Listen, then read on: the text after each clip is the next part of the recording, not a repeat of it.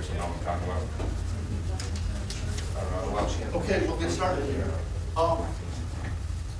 You've seen the title. My name's Mike Breaky. We're going to get into my bio a little bit. Let me give you a quick outline of what we're going to be doing here. Aptly Shrugged, top secret, connecting the dots. Part one is going to be a brief bio about myself inside the energy industry. A lifetime of connecting energy dots is what I've been doing for the last 40 or 50 years. Question, did Atlas Shrugged rise from the ashes of a Manhattan Project screenplay called Top Secret? You're essentially going to be the jury. I'm going to present the evidence. Then we can discuss at the end if I'm full of beans or if there's merit to what we've discovered here in the question and answer period.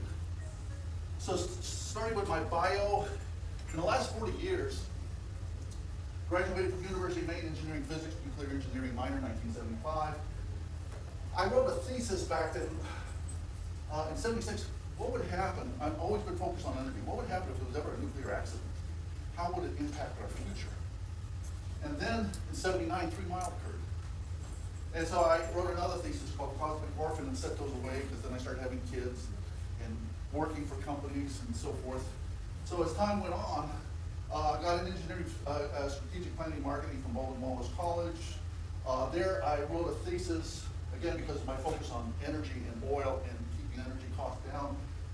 My thesis back then was with the oil industry, anytime production exceeds 90%, they control the price. You can ask anything you want. I mention that because that will come into play a little later if we have time. So for 40 years in the energy industry, plus I've done several international joint ventures with Japanese on manufacturing and energy related. 6 US patents, international heat exchangers. Again, my whole life has been, how can we get energy costs down? Because if energy costs are down, capitalism can thrive and flourish. Became founder of Breaky Energy, Ohio in 1999. We manage as much power as 3 Maines or I think 5 New Hampshires in the way of with our clients and so forth. I just, winner of an award in Maine, Francis Crowe Award, Lifetime Achievement for Distinguished Engineer.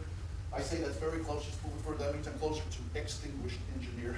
but while I still have time, I promise people at the presentation I'm still trying to connect dots. So it was at the speech, Connecting Dots Throughout My Life, I talked about how companies hire me to look at eclectic things and past technologies and how they could possibly be improved and why are certain things done certain ways. And that has helped save my clients hundreds of millions of dollars over time. So my life's history in the science expressed the importance of finding abundant, cheap, clean energy to control capitalism. And I've done presentations all over the country related to that.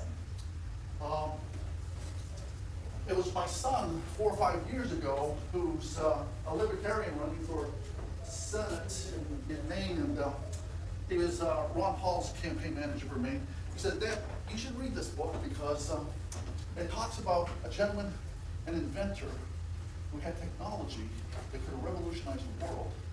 And so I said, okay, I'll read it, and I did. Then several years ago, in recent years, NASA physicist Kurt Sorensen uncovered a real-life storyline involving a Manhattan Project scientist inventor from the 1940s and 50s, who it said turned his back on an incredible invention. I call it Thor's hammer.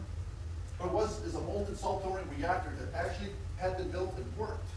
If true, they could have offered America abundant, clean, cheap energy for mankind's future. Instead, it was padlocked and hidden away for 40 years. So I started wondering about this because I'm a dot man. John Galt, inventor.